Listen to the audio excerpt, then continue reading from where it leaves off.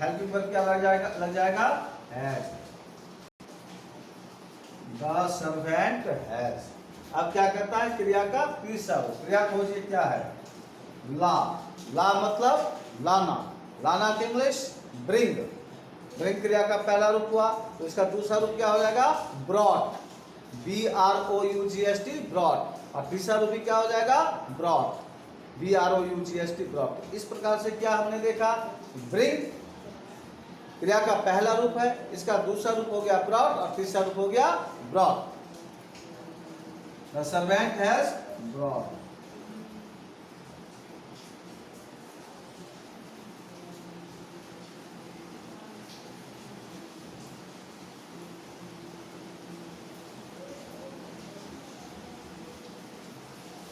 The servant has brought हो गया, थोड़ा इसको हटा दें।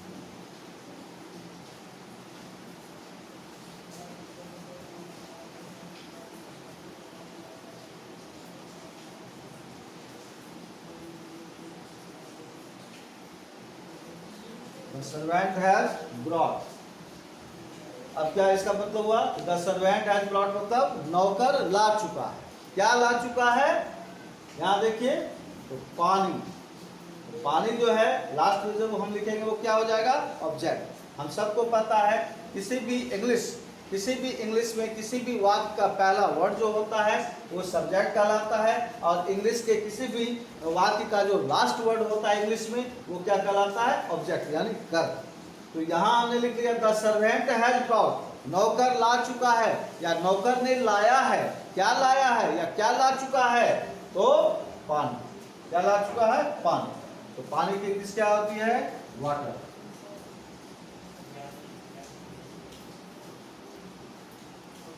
बन गया, क्या हो गया, the servant has brought water. अब यहां पर फुल स्टॉप दे देंगे, ये आपका बन गया। लास्ट अब देखिए क्या है, तुमने दवाई ली। या अगर ये रहता कि तुम दवाई ले चुके हो तो दोनों एक ही है, इसलिए दुविधा में नहीं पड़ना है, कंफ्यूजन में नहीं पड़ना है। तो तुमने दवाई ली है, तो सबसे पहले स्ट्रक्चर हम देखें, तो स्ट्रक्चर क्या कहता है, सब्जेक्ट। तो सब्जेक्ट क्या है, तुमने। तुमने की इंग्लिश हम यहाँ क्या लिखेंगे, यू। यू के साथ हेल्पिंग वर्ब क्या लग जाएगा, हैव। क्या लगेगा, हैव।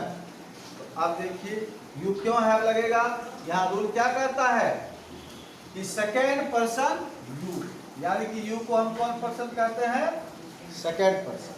तो यू के साथ क्या लग जाएगा, हैव। यू हैव हो गया। अब स्ट्रक्चर हमारा क्या करता है, V3। अब इस वाक्य में आप देखो, इस वाक्य में देखो कि क्रिया क्या है, क्रिया क्या है, ली। ली मतलब लेना। लेना की इंग्लिश क्या होती है, टेक। जब कोई व्यक्ति, पहले भी कई बार क्लास में मैंने जिक्र किया है, चर्चा की है, इन लोगों को सब बतलाया है कि टेक का प्रयोग दो चार चीज़ों में की जाती है। जैसे चाय पीने में, कॉफ़ी पीने में टेक लगता है। उसी तरह से एक्सरसाइज यानी व्यायाम करने में टेक का प्रयोग किया जाता है। ठीक उसी तरह से नहाने में टेक बाथ का प्रयोग किया जाता है। और दवाई लेने में हम लोग आम बोलचाल की भाषा में कहते हैं दवाई खा लो। दवाई खा लो, दवाई तो खाने की चीज़ है नहीं जो कि हम अनाज की तरह चबाएंगे, चावल की तरह, रोटी की तरह चबाएंगे। तो दवाई लिया जाए, तो इसलिए यहाँ पर हम ईट का प्रयोग कभी भी भूल से नहीं कर सकते मेडिसिन के साथ। ठीक है, भले हम आम बोलचाल की भाषा में बोल देते हैं कि दवाई खा लो, लेकिन दवाई ले लो या दवाई ले लीजिए, ये सही हिंदी है। और वहाँ पर हम तब किसका प्रयोग करेंगे, टेक का। ठीक है, तो दवाई लेने में टेक का, एक्सरसाइज करने में टेक का, नहाने में take bath, take exercise, take medicine, चाय या कॉफ़ी पीने में वहाँ पर भी टेक टी या टेक कॉफ़ी का प्रयोग किया जाता है। तो क्या हो गया, यू हैव। अब क्रिया क्या है, ली। ली मतलब लेना। तो लेना की इंग्लिश क्या होती है, टेक। टेक का तीसरा रूप क्या हो जाएगा, take took taken. Take took taken. क्रिया का तीसरा रूप क्या हो गया, टेकन। अब आइए टेकन लिखते हैं यहाँ,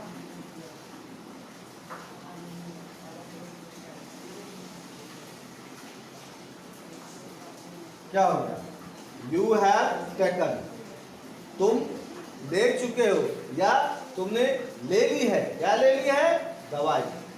मेडिसिन, मेडिसिन, दवाई की इंग्लिश क्या होती है? मेडिसिन।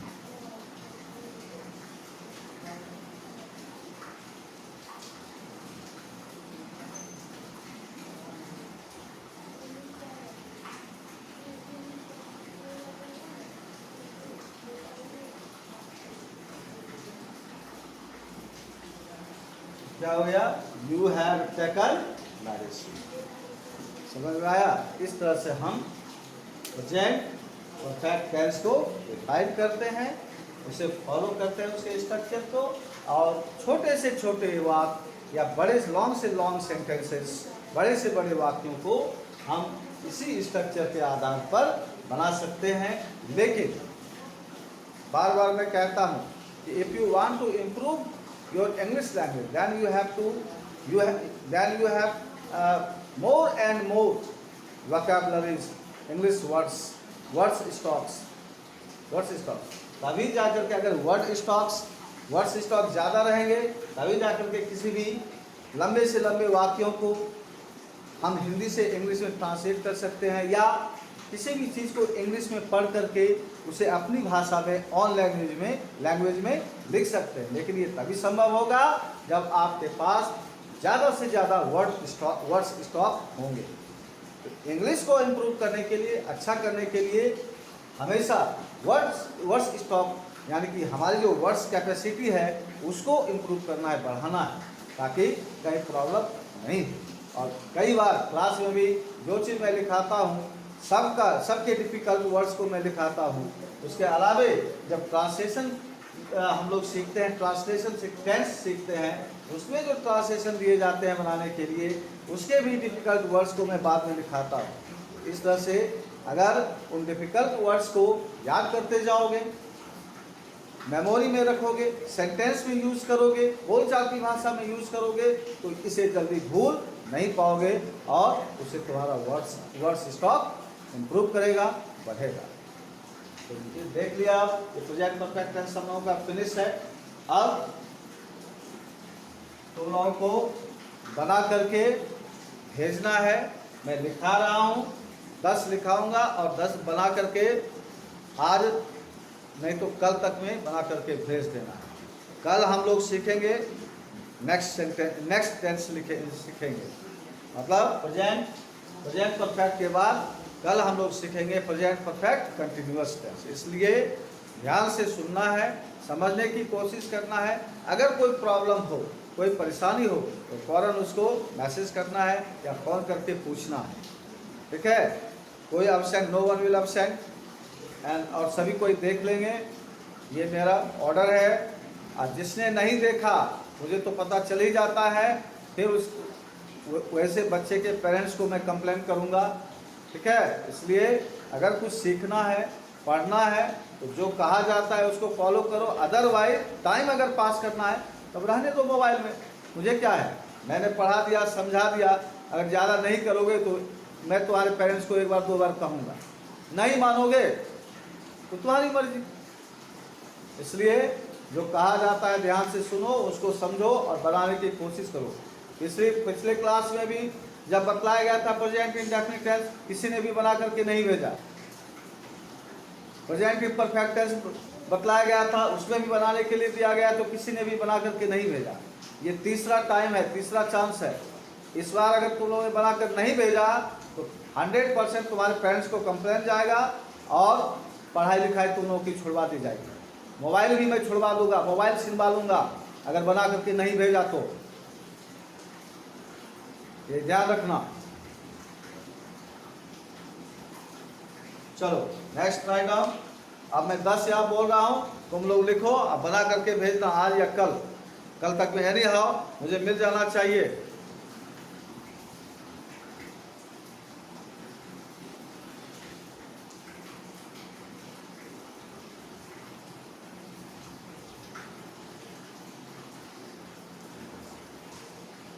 मैंने पुस्तक खरीदी है। मैंने पुस्तक खरीदी है। दूसरा,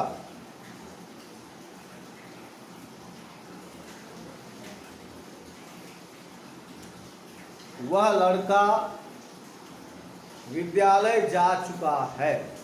वह लड़का विद्यालय जा चुका है। तीसरा,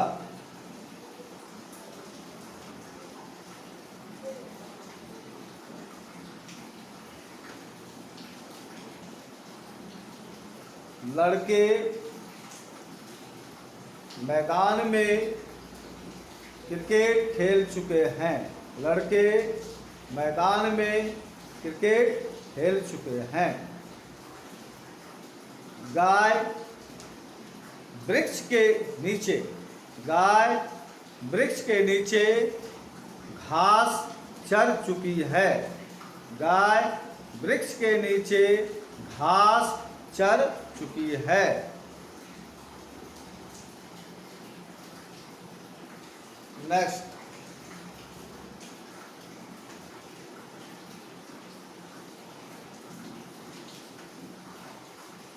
पौ फट चुकी है। पौ फट चुकी है। पौ की दूसरी हिंदी होती है सवेरा, मतलब मॉर्निंग। पौ फट चुकी है मतलब ये हुआ सवेरा हो चुका है। पौ फट चुकी है। नेक्स्ट देखिए,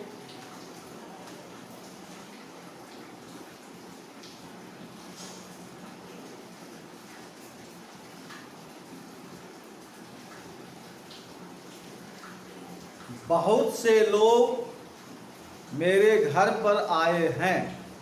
बहुत से लोग मेरे घर पर आए हैं।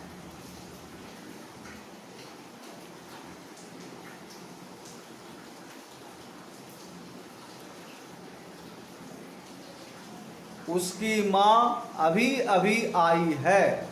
उसकी माँ अभी अभी आई है।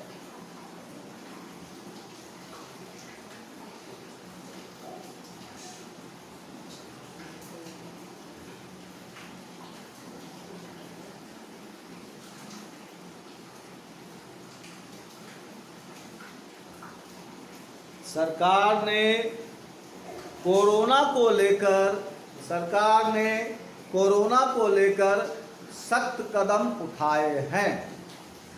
सरकार ने कोरोना को लेकर सख्त कदम उठाए हैं।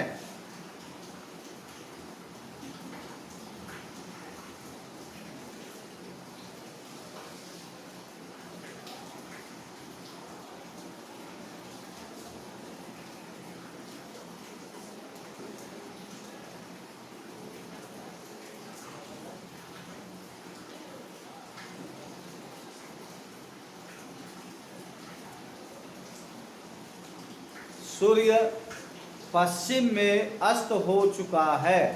सूर्य पश्चिम में अस्त हो चुका है।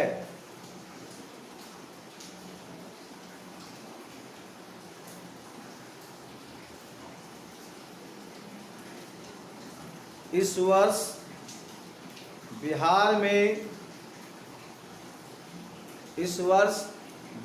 में भयंकर बाढ़ आई है।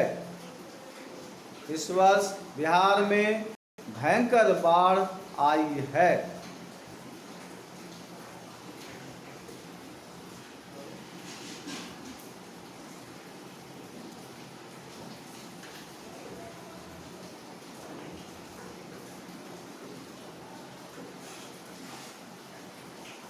हमारे समाज में भ्रष्टाचार और दहेज प्रथा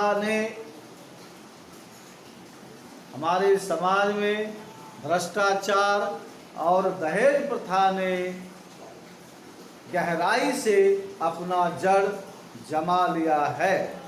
हमारे समाज में भ्रष्टाचार और दहेज प्रथा ने गहराई से अपना जड़ जमा लिया है।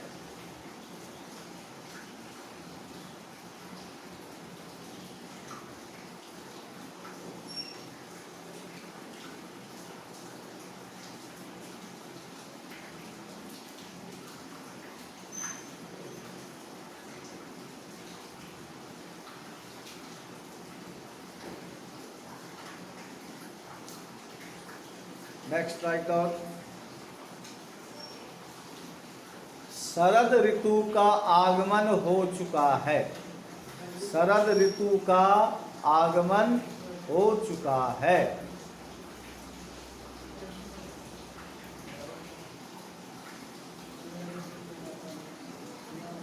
लास्ट लिखो।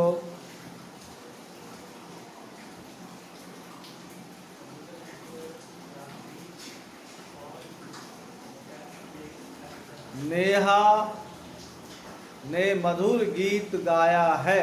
नेहा ने मधुर गीत गाया है। चलो इतना सा बनाकर भेजना है। अगर कोई डिफिकल्ट वर्ड मालूम हो जिसका मीनिंग नहीं जानते हो वो पूछना है, कोशिश करना है। नहीं होगा तो लास्टली मैं फिर से बतलाऊंगा। फिर आज की क्लास हम यहीं पर स्टॉप करते हैं। Today our class stops. Next day we will come here at the same time and with a new subject, present perfect